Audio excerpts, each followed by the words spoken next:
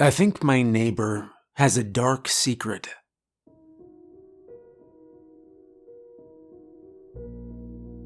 I grew up in Kentucky. I was a country boy. I had fun rolling in fields and exploring backwoods. My town was nothing more than a blip on the map. My dad worked as a mechanic, and Mom worked at a general store downtown. We weren't farmers, but we had a few veggie gardens and a few chickens. Across from our old house lived Earl Shaw. Now Earl was the real deal. He was a farmer. But what he loved most was working in his garage.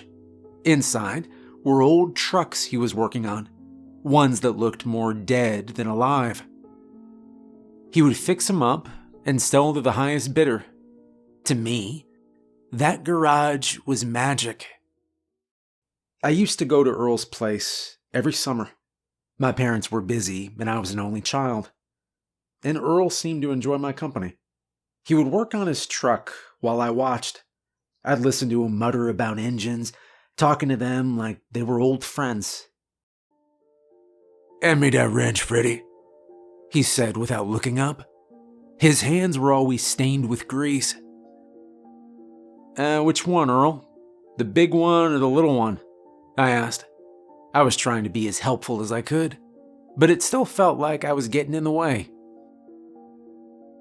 "The big one, kid, and fetch me that rag while you're at it. Can't see a darn thing under here without wiping this grime off." I grabbed the rag and gave it to him, proud to be helpful. Earl slid out from under the truck before wiping his brow. Then he smiled at me. "You're a good lad, Freddy. Not afraid of a little dirt, are you?" "Nah, I like it. Makes me feel like a mechanic, like my dad," I said, puffing out my chest. Earl laughed, and he went into a story. He loved talking about the cars he worked on when he was my age. I loved his stories. They made the hours slip by like minutes, and before I knew it, the sun was setting. I had just turned 14 when I saw him polishing a 1975 Ford pickup. It was in the middle of July, and the sun reflected off the hood like a beacon. Earl greeted me with a wave of his hat. "I finally went and did it. I got myself a real beauty this time. Have a look," he said.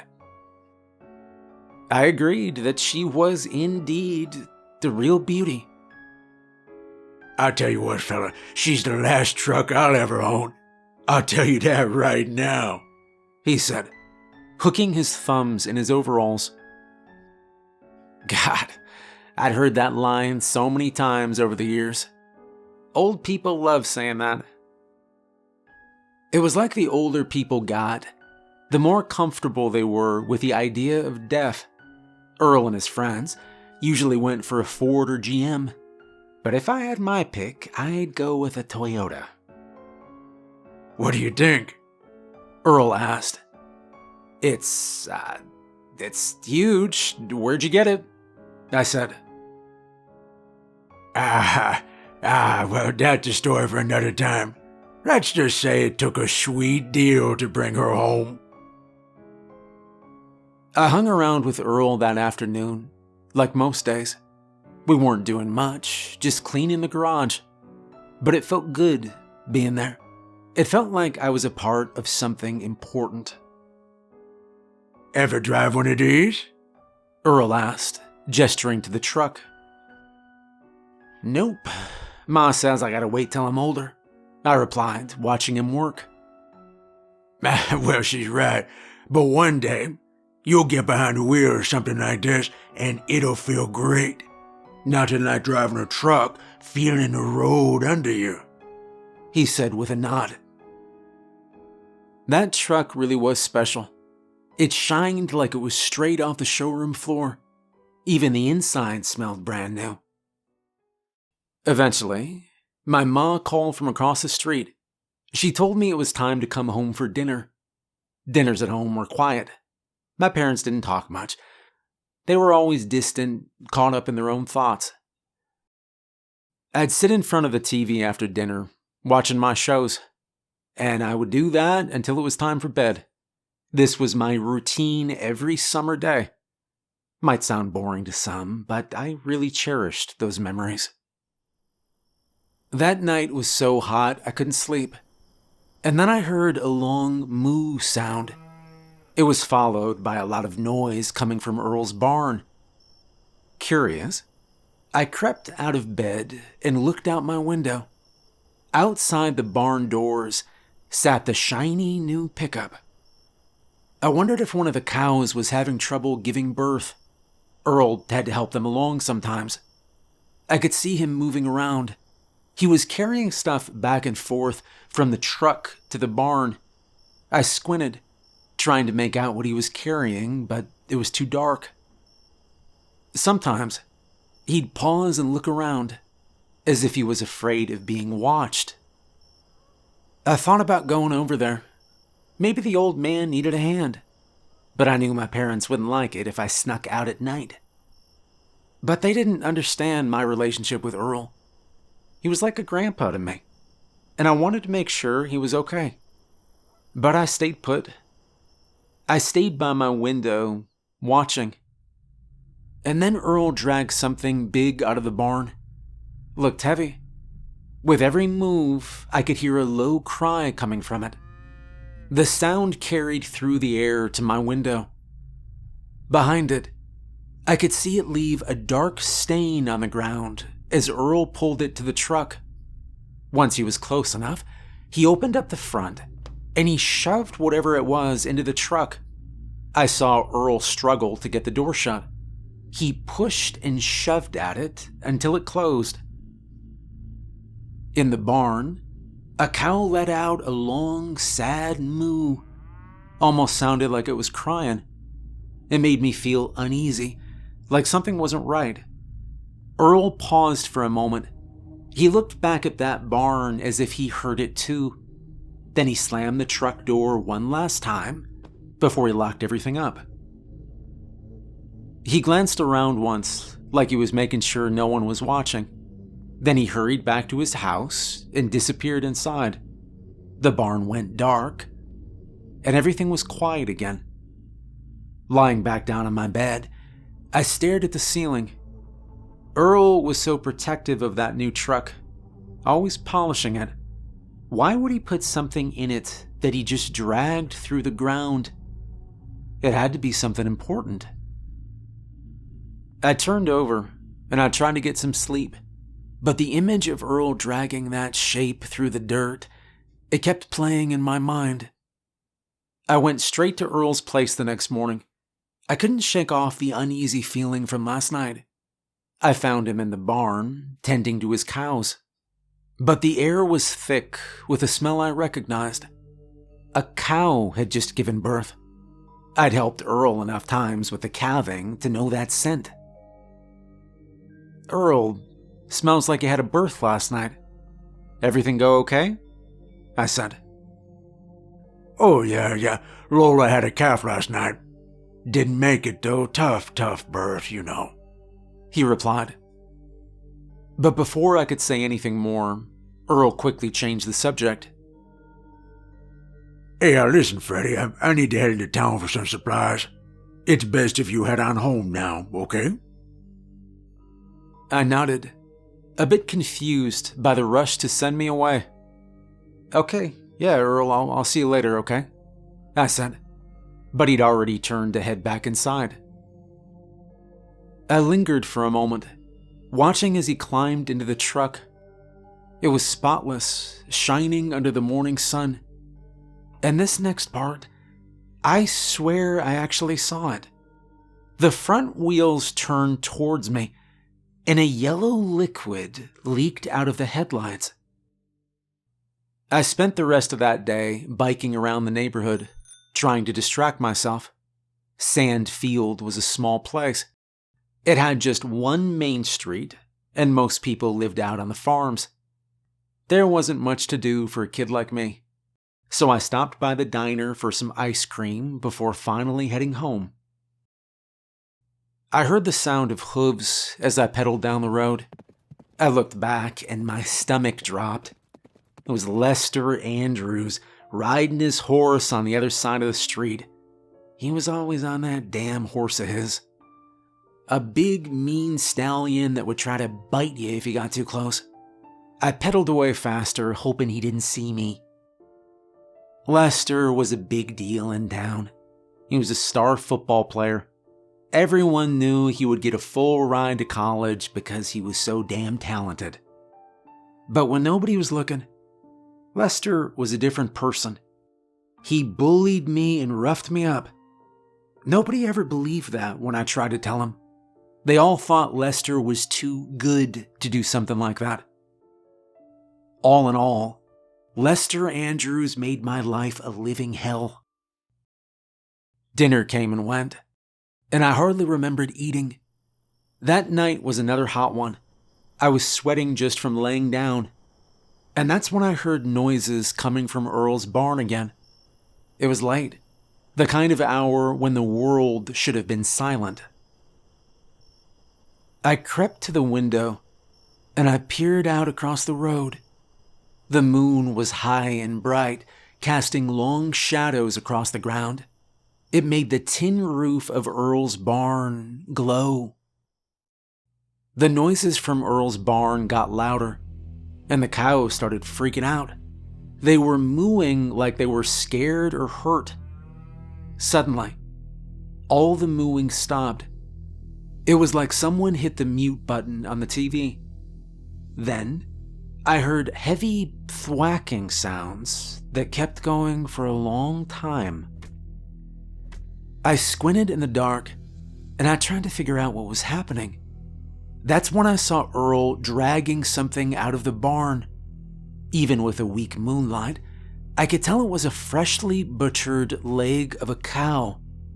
He hauled it into the cab of his pickup truck. Then, he disappeared back into the barn. I couldn't look away. I was stuck there watching him as he kept coming out, each time with another part of a cow. He dumped all of it into the back of the truck, and every time, the truck revved its engine. I was glued to the window, watching every single move Earl made. I figured I needed to do something about what I was seeing, so I set up a camera pointed right at the farm. I wanted to make sure I caught everything, but I kept nodding off, no matter how hard I tried to stay awake. Sure enough, I did fall asleep. I rushed to check the camera as soon as I woke up. The footage was grainy, all shades of green from the night vision mode. It was hard to make out the details. Through the fuzziness, I saw that Earl was busy until dawn. He just kept loading the cab of his truck with butchered cows. What was weird was that the truck seemed to never fill up. It always had more space, no matter how much he stuffed into it. I leaned in closer to the screen to figure out how that was possible. That's when I noticed him. There was someone sitting in the back of the truck. He was sitting up straight, his back all stiff. His eyes glowed faintly in the footage. The whole time Earl worked, he just sat there. He only moved once. At 4:16 a.m., he turned his head and looked directly at the camera.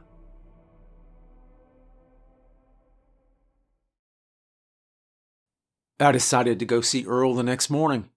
He was by the barn, already working on the truck when I got there. I noticed that the thing looked even shinier than usual. Paint so bright that it glowed in the sun. I tried to peek into the barn to see if I could spot anything unusual, but Earl quickly stepped in front of me to block my view. He looked more serious than I'd ever seen him before. Freddie, listen, my cows are sick. It's a bad infection. And I don't want you going near the barn. It's not safe, he said. I'd never heard of cows getting that sick before, and it made me even more curious. But then I noticed just how obsessed Earl seemed with the truck. He was wiping it down with a rag, treating every inch like it was precious. I circled around it, and I noticed the thick yellow liquid dribbling out of the exhaust. I'd never seen anything like it before in a car. I moved to touch it, when I suddenly heard Earl shout to get away. I jumped back, startled. Earl had never raised his voice at me before. His face was red, and his eyes were wide. I'm sorry, Earl, I said. But he just kept staring at me, breathing hard. I have never heard him so angry in my entire life. I turned and I ran all the way home. I spent the rest of the day in the house.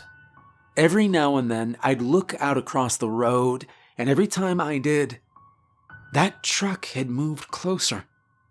The first time I glanced over, I was surprised to see that it was pointed straight at my house. Its headlights seemed to shine like a pair of eyes. Earl was far off in a field. By lunchtime, it was halfway down the driveway. Behind it was a trail of that weird yellow fluid. Earl was still in his fields. By the time my parents came home, the truck was gleaming by the side of the road. It was close enough that I could see its grills were coated in the fluid. As my mom started on dinner, I watched Earl get into that truck and drive it back to the barn. And then he got out and put a tow rope on the truck. He tied the other end to a nearby tree. It sat there the rest of the evening, all chained up, like a hungry animal, I thought. I waited until evening before setting up my camera again. This time, I focused it directly on Earl's farm, but something was different that night. Earl didn't go into the barn. Instead, he just drove the truck out and left. It was a dark night, and I struggled to see, but the night vision camera made things a little clearer. Through the greenish screen, I could make out the same figure of a man sitting in the back of Earl's truck. The figure didn't move at all like last time, except for when Earl got to the end of his driveway. Before he was supposed to turn into the road leading into town, the figure raised its head, and it looked right at the camera. The glow of its eyes reminded me of an animal. They didn't blink at all. They just stared right at me, even as Earl turned the truck into the road. And it kept doing that. The rest of its body never moved an inch, but its head, it twisted backwards to keep its eyes on me as Earl drove away. I tried my best to stay awake until Earl came back, but staying up the past few nights had finally caught up to me. I couldn't help nodding off. So I decided to keep the camera going and check the footage in the morning. As soon as I woke up, I checked the camera again.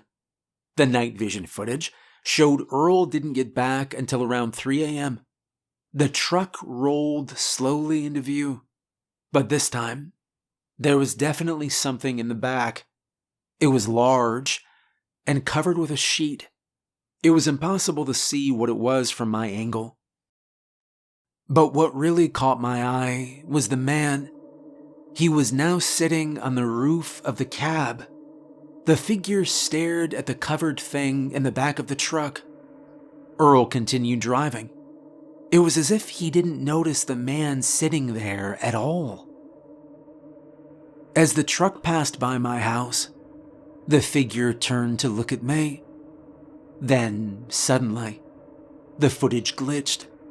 The screen filled with static, and it stayed like that until the recording ended. I glanced across to Earl's place, and I spotted his truck parked out front. The bed was empty now, but there was a slick of thick, lumpy liquid staining the ground underneath it. It looked like pus, I thought. Earl was under the truck like he didn't mind it. He was busy working on it like he always did. Normally, I'd be right over there with him, handing him tools and chatting. But something held me back today. I made up my mind then, deciding to stay up again that night. I needed to see what Earl was up to when he thought nobody was watching. That night, I was determined to find out what was going on. I set up my camera in my room like I always did, but this time, I decided to hide out in our garden. I made my way over to Earl's farm as soon as I saw the truck drive away. It'd been a good while since it'd been that close. The air around the farm was thick with the smell of diesel and motor oil. It was a stark difference from what it usually smelled like. I tried to get into the barn, but I found that the big old door locked tight. Now that I've thought about it, I hadn't seen any of Earl's cows the past few days either. I walked around the barn, searching for another entrance. All the windows were boarded up. The familiar soft smell of feed and cow manure was now gone. Now, there was only the harsh chemical scent of motor oil. I had nowhere else to go and nothing else to do, so I found a clump of bushes near Earl's driveway, and I decided to hunker down there for the rest of the night. I nestled into the bushes and made sure I was well hidden. I checked my watch, deciding I would wait for Earl no matter how long it took. The night was quiet, just the distant sounds of the countryside and the occasional rustle of leaves in the breeze. I must have fallen asleep, but the sound of Earl's truck rumbling into the driveway snapped me awake. I watched quietly as he parked right in front of the barn. This time, there wasn't anyone with him, but there was something in the back. Earl got out of the truck and walked around to the back. He opened it up and started dragging out the thing covered in sheets. It landed on the ground with a loud thump, and I saw a dark stain on the sheets. Earl didn't waste any time. He dragged it over to the cab of the truck. Something hard fell on the ground as he was working. I stayed hidden, and I watched as Earl shoved the rest of the object in, then slammed the door shut. He headed straight into his house after that, leaving the truck sitting there. It hummed like it was still running. I crept my way towards the truck as soon as I knew the coast was clear. I wanted to see what had fallen on the ground earlier. And my stomach dropped as I reached the spot and saw it. It was an old tennis shoe. I recognized it immediately. I'd learned to watch out for it in the school bathrooms. I had seen that shoe fly towards my face and step on my fingers 100 times by now. It was Lester's shoe, the guy that always bullied me. At that second, I didn't even think. I ran home and I didn't look back. I steered clear of Earl after that. The summer quickly came to an end, and I was back in school, trying to focus on normal kid stuff. But things in town took a turn when Lester was reported missing. The whole town was shaken up. There were search parties, missing posters, and even a billboard asking for him to come home. Lester was never found. Some nights, I'd wake up to the sound of Earl's truck rumbling in the darkness. The smell of motor oil and diesel would drift into my room. On those nights, I always had nightmares. I dreamed that a man with glowing green eyes would be sitting on my chest. He stared down at me, and he made it hard to breathe. During the day, Earl kept that truck tied up, and the whole time, it'll leak that awful, sick yellow liquid. Then, in October of that year, everything changed for my family. My dad got laid off from the plant, and my parents split up soon after. One morning a week before school, my mom told me they were getting a divorce. She said we'd be packing while Dad stayed at a hotel. Then, we'd move to her hometown to live with her sister until we found our own place. My mom used to be a nurse before I was born. She planned to find a job and a new home for us. The evening before we left, my dad came over in his car and he took me to Dairy Queen. He sped up a few times, which always made me smile, but it didn't feel like a bonding moment between father and son. I think my dad saw that last outing as something he had to do, like checking off a box on a to-do list. But that had always been how he treated his time with me. Most kids my age might have been sad about leaving their dad and not seeing him much after. But honestly, I wasn't too bothered. To me, my dad was just the guy who paid the bills, and to him, I was just my mom's kid. And despite talking about coming to visit around Christmas and during the following summers, I knew when he dropped me off back at home, it would be the last time I would ever see him. We ended up in South Carolina, where my mom's family lived, and that's where I grew up.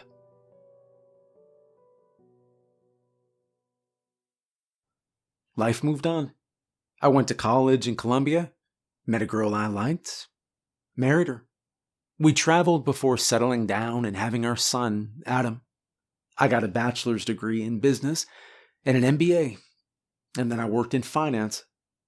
Later, I used my savings to start a classic car restoration business.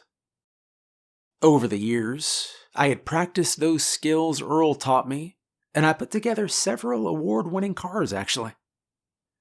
My business did well from the start.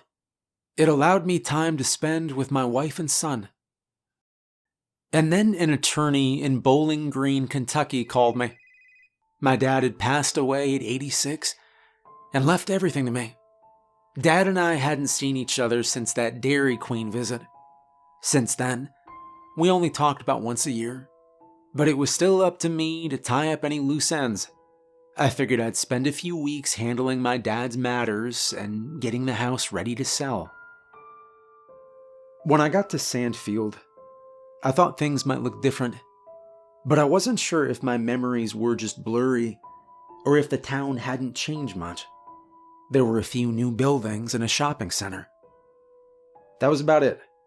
Everything else was the same as it ever was, down to the graffiti in the back alleys. The house didn't change much either. Dad even left my room alone. I'm not really sure how I felt about that, but it did make things easier to sort through. I slept in my old bedroom that first night back. It was weird how little it had changed. It was the same old posters on the walls, same creaky bed. It felt like stepping back into my childhood. But that night, something pulled me out of a deep sleep. It was a car driving past. That's when I remembered Earl. I scrambled out of bed and I rushed to the window. I was just in time for me to catch a glimpse of that old truck heading out. It looked just like it used to. It was the same paint that shined like it was brand new. But I knew it couldn't have been Earl driving. The man was pushing 80 when I was just a kid, and it had been over 20 years since then. I watched the truck disappear into the night, and it felt like no time had passed at all since my childhood. The next morning, I decided to walk over to Earl's farm. The place looked a bit more run down than I remembered, like everything else around here. But sitting in front of the barn was the Ford pickup, still shiny and new as if time hadn't touched it. As I got closer, the familiar smell of diesel and motor oil hit me. It brought back a flood of memories. I knocked on the door, expecting that no one would answer me. But when the door creaked open, there stood Earl. He looked exactly the same as he did 20 years ago. Hadn't aged a day, but his eyes looked tired. He was standoffish at first, told me I had no business being around here. But then his expression softened when he recognized me. "Freddie?" he asked. He sounded completely surprised. "Yeah, it's me, Earl. Is that really you?" I asked, still in disbelief. He just nodded, his eyes moving nervously. Before he could say anything else, I felt pulled towards the truck. I sprinted over and I laid my hand on it. It was warm, as if it had been running recently. Earl started shouting at me to get away from it, but it was too late. The truck's door suddenly unlocked by itself and swung open. Inside, everything was perfect, as good as new, and it even still had that new car smell. But beneath that fresh scent, there was something else, a hint of something rotten. But the seats, they looked incredibly soft. They were this deep, rich leather. The dashboard was polished to a high shine, and the steering wheel looked like it had never been touched. A blast of cold air from the AC hit my face as I leaned in. It felt so good, almost like it was wiping the sweat off my nose. Then, softly at first, music began playing from the radio. It was an old lullaby, the same one my mom used to hum when I was just a little boy. Just as I was about to climb into the truck, Earl tackled me to the ground. He was surprisingly strong for a man who should be well over 100 by now. With a swift movement of his foot, he slammed the truck's door shut. The music immediately faded away, and the engine died out. I was on the ground, rubbing my head. I felt a bruise forming. "What the hell was that? What's the deal with the truck, Earl?" I asked him. After a deep sigh, Earl finally started to explain. He admitted to making a deal long ago with someone named Mr. Darling. As long as he kept the truck running and well fed, he'd continue to live. Earl thought all it would take were some cattle now and then. "To be honest with you, son, I didn't take him seriously on that deal. I just wanted the truck, and the man was giving it away for nothing. When he said he just wanted someone to take care of it, well, I couldn't resist. We shook on it, and that was that," Earl said. And driving that truck for the first time, Earl said he'd never felt younger. It felt like he was 20 again. But the truck started to break down when it wanted food. It'll start with a scratch on the paint or a stain on the seats. And Earl, he'd feel it. His joints would hurt just a bit more that day. Or he'd wake up that morning and everything would go blurry. Earl fed it his entire herd, but it continued to break down. "I meant to go out hunting for deer to feed the truck once all my cows were gone. But one night, everything went wrong," he explained. He paused, taking a deep breath before going on. "I was driving, and suddenly the headlights started flickering, then turned off completely. That worried me a lot, because it meant the truck was breaking down and needed to be fed soon." Earl's hands were trembling slightly as he fiddled with an old rag. I took my eyes off the road just for a second to try and fix the lights, you know. But that's when it happened. A drunk wandered right into the road. I didn't even see him until it was too late. He told me that he was out one night when he saw a drunk on the road. He swore up and down that he didn't press on the pedal, but the car accelerated anyway. He crashed into him, and he felt the engine purr as if the car was satisfied. He hid the body in the back in his panic, but he found it was gone the next morning, and the car was looking brand new, and he didn't feel sick anymore. Ever since that night, Earl would go out on his drives and find someone. Drifters, petty thieves, local bullies.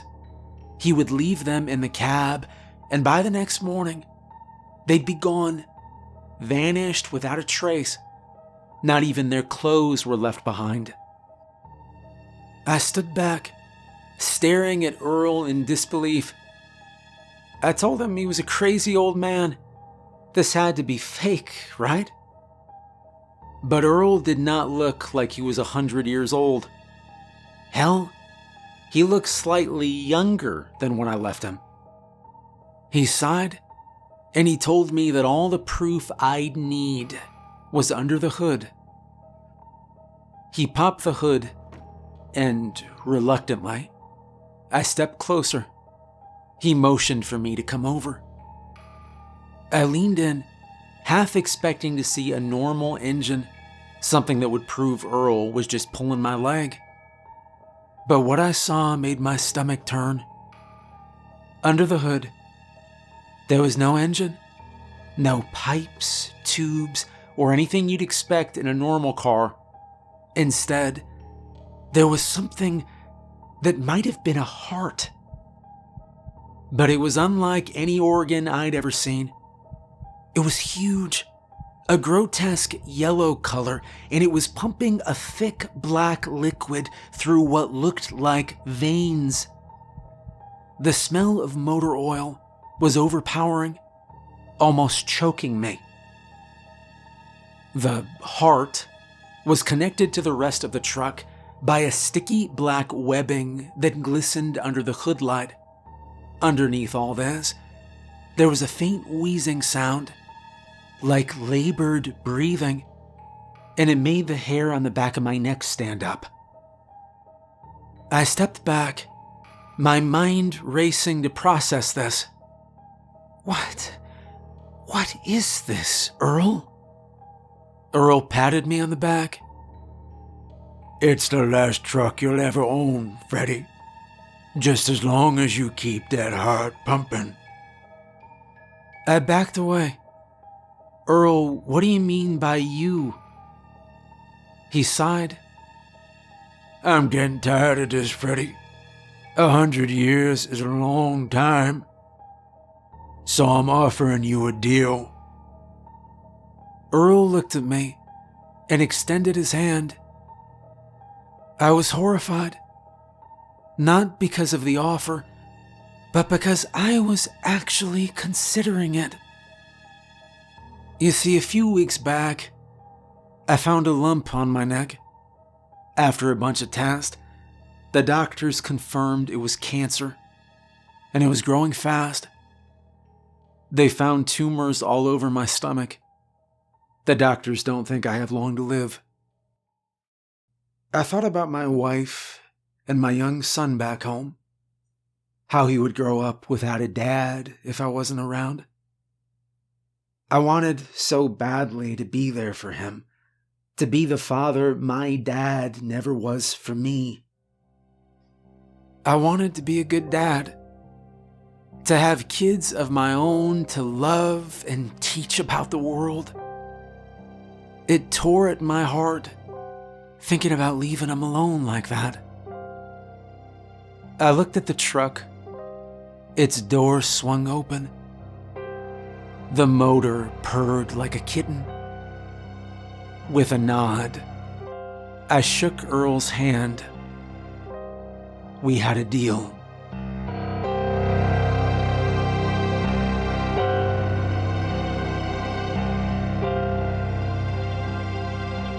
Hey, I hope you enjoyed the video. Special thanks to all my patrons. If you'd like to become a supporter and get the audiobook early access version of upcoming stories, there's a link to my Patreon below. Thanks for watching, and have a good night.